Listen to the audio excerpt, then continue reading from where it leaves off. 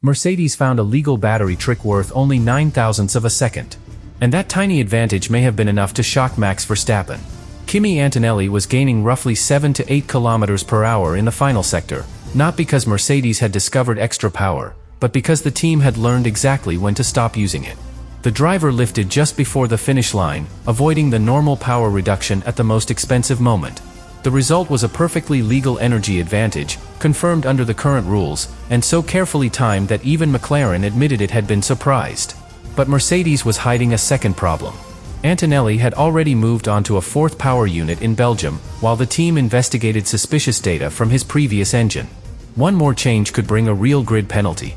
So Mercedes had exposed a legal weapon, stunned Verstappen, and placed Antonelli under growing pressure at the same time. And the most important detail is not how much speed Mercedes gained. It is how little room the rivals have to copy the trick without risking disqualification. Subscribe to the channel. To understand why 9,000ths of a second matters, you have to understand what Mercedes actually changed. They did not suddenly find a more powerful battery. They did not unlock a forbidden engine mode. And they did not break the energy rules. They found something much more dangerous for their rivals. They found a legal way to decide exactly where the slowdown would happen. That difference sounds tiny. It is not. Every Formula One qualifying lap is shaped by energy deployment. The battery gives the car extra power during acceleration, but that electrical support cannot remain at maximum strength forever.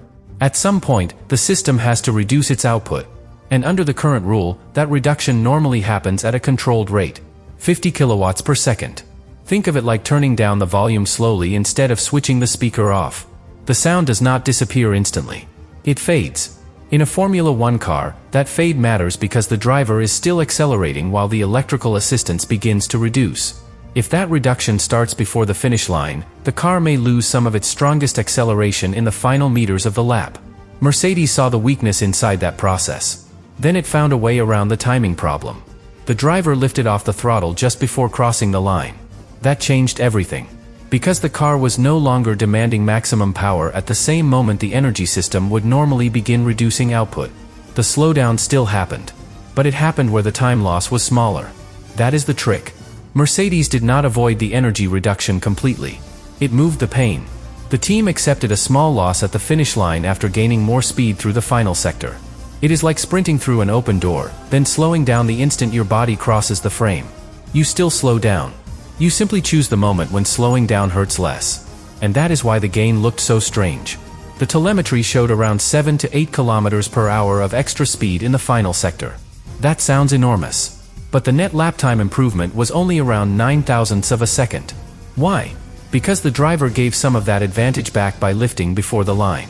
The car gained more speed earlier. Then it sacrificed a little speed later.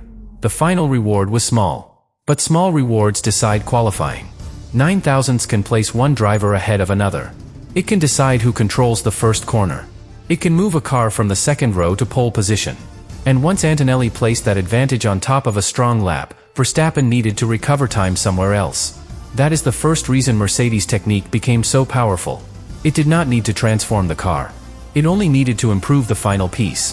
The rest was Antonelli. The braking. The cornering. The tire preparation. The confidence. The battery method gave him an edge, but he still had to execute the lap around it. And this is where the pressure on the driver becomes much greater than it appears. Lifting before the finish line sounds simple. Anyone can lift. But the exact moment matters. Lift too early, and the car loses more time than the energy trick gained. Lift too late, and the electrical reduction may no longer remain inside the legal window. The margin is narrow. The driver has to judge the line, the speed, the deployment, and the timing almost perfectly. There is no space for guesswork. And Antonelli had to do it while fighting one of the most aggressive qualifiers in Formula One. Max Verstappen.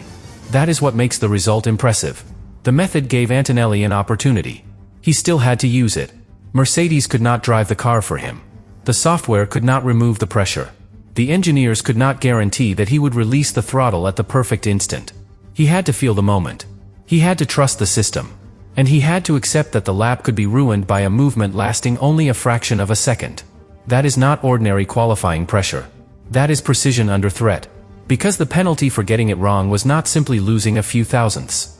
The source material warned that an incorrect execution could create a compliance problem with the energy management rules. And that could lead to disqualification. So Mercedes was not playing with a harmless shortcut. It was operating inside a legal window that had almost no room for error. The gain was tiny. The risk was huge. And that changes the psychology of the technique. A team can find 1/100th of a second through setup and feel comfortable using it. A team can find 1/100th through tire preparation and repeat it. But when the gain depends on the driver lifting at exactly the right moment, the pressure becomes personal. The mistake does not hide inside the car. It appears in the driver's action. Too early. Too late.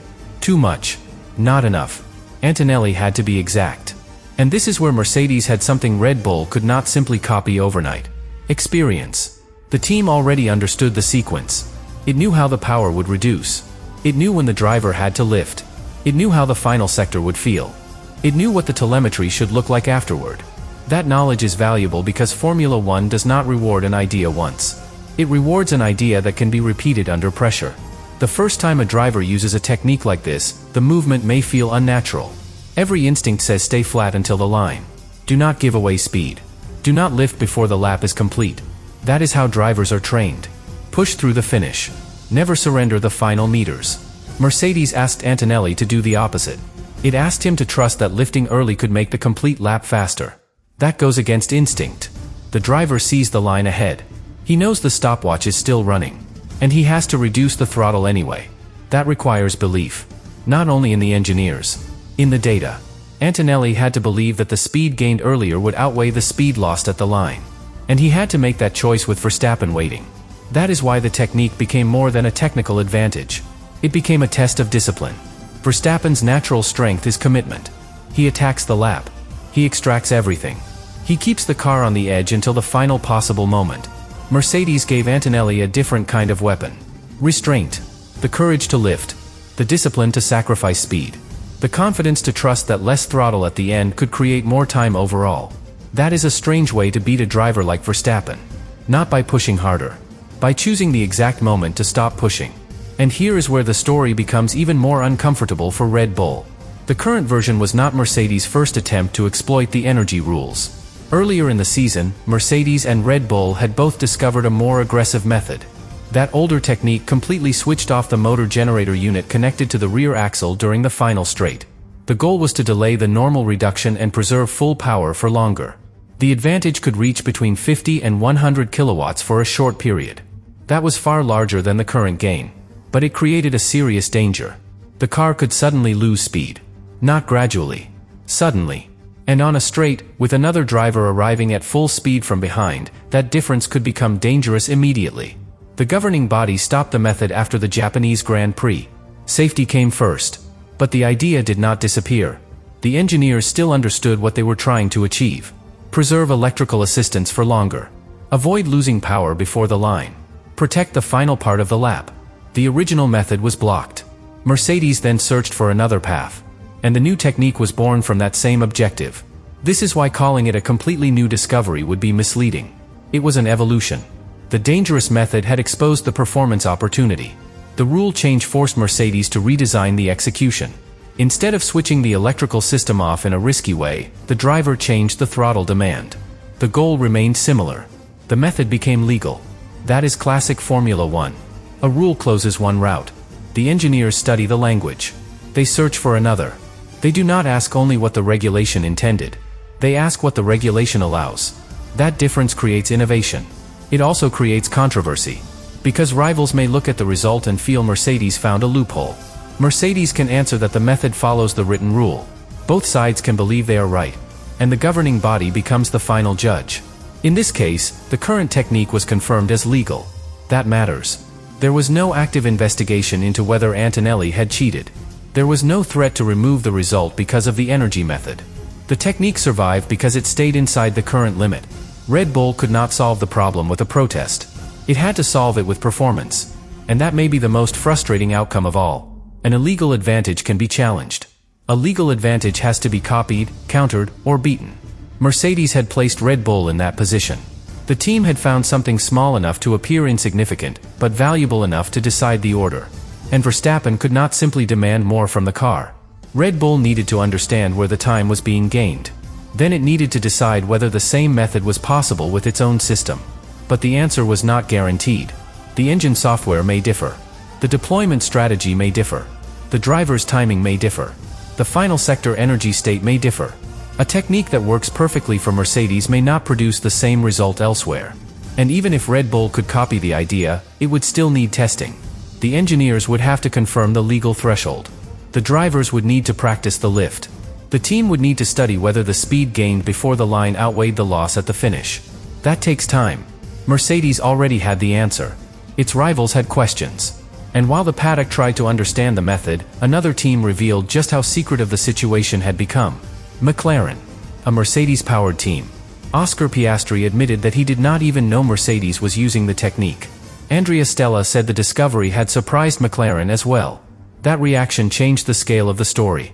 This was not simply one engine supplier giving every customer the same tool.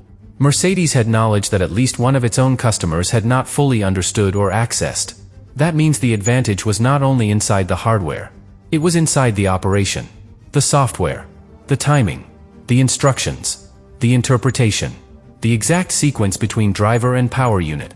That is much harder to copy than a visible part on the car. A rival can photograph a wing. It can measure a floor edge. It can study bodywork. But it cannot easily see what the driver is being told to do in the final meters of the lap. It cannot see the hidden logic inside the deployment map. It cannot see how the team prepared the energy several corners earlier. That is why the method remained powerful even after people discovered it.